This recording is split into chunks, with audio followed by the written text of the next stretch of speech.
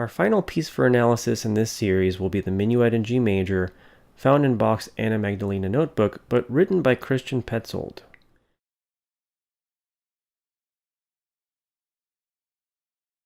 Here are the first 8 bars, and here's what they sound like.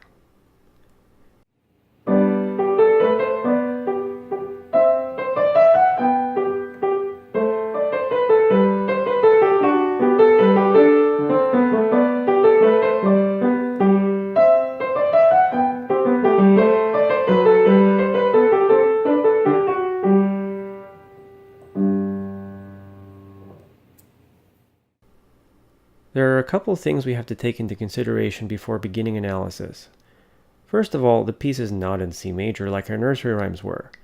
We can tell by the key signature, and title, that the piece is in G major.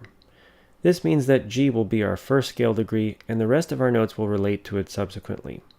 Here's our reference scale, rewritten for G major. The other thing to note is that the piece is in 3/4. Harmonizing every 2 beats by default will not work. For now, let's treat our 3/4 bars as one strong beat followed by a weak, followed by another weak. Thus we'll primarily only need to interpret harmonies once per bar. Rather than having a fixed pattern in the left hand, the harmony is outlined much more subtly, because Bach is a good composer. In the beginning we have a clear scale degree 1, with a chord in the left hand, but from there we will need to do some detective work. In bar 2, we have a B in the bass and a D above. This outlines scale degree 1 in first inversion. Bar 3, we have a C in the bass with an E above, outlining scale degree 4 in root position. In bar 4, we have a B in the bass and a G above, again scale degree 1 in first inversion. Now going back, we look at all of our non-harmonic tones. None in bar 4, a passing tone D and F sharp in bar 3, none in bar 2.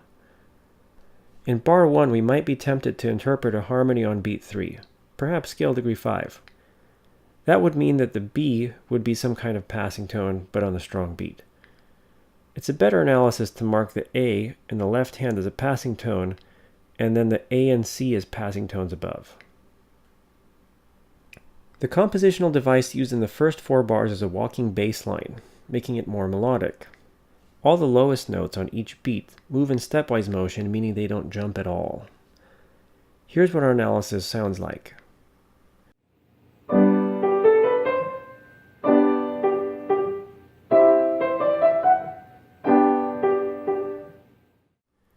With this ear test, our analysis seems to describe the harmonic intention of the original.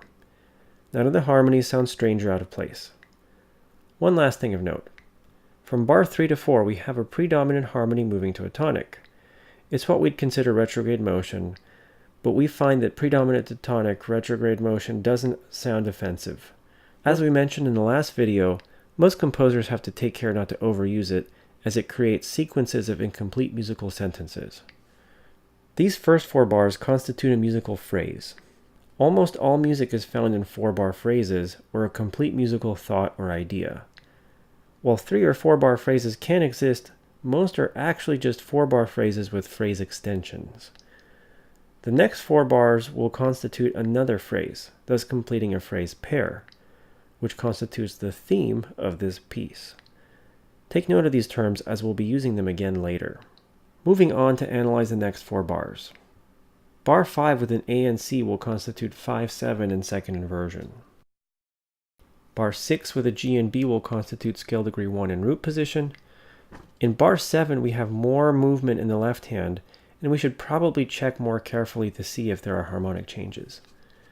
In beat 1, we have a D and an F sharp, clearly scale degree 5.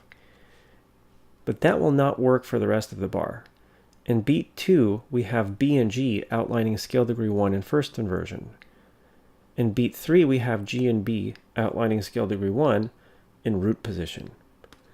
In our last bar, we have 2 Ds. Most often, repeated notes will be the root of the harmony, so this is most likely D from scale degree 5 rather than from scale degree 1. Now to check the non-harmonic tones. In bar 8, we have a B passing tone. The C will outline a 7th, so we will add it to our harmonic analysis. In bar 7, we have a passing tone. Bar 6, we have a C neighbor tone and an A passing tone. And in bar 5, we have a B passing tone. Here's what our analysis sounds like.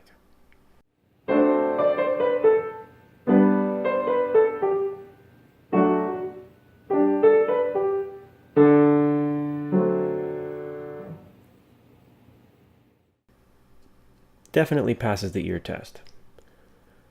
The harmonic rhythm at this point has been dotted half notes, with the harmony changing every 3 beats, regardless of the melodic rhythm, which moves along with a variety of rhythms. In bar 7, the harmonic rhythm changes to quarter notes. Keep an eye out for harmonic rhythm that changes in future analysis. In this video, we have analyzed the first half of the minuet from the Anna Magdalena notebook. In the next video, we will get to see the effectiveness of modulation and tonicization in the second half of this piece.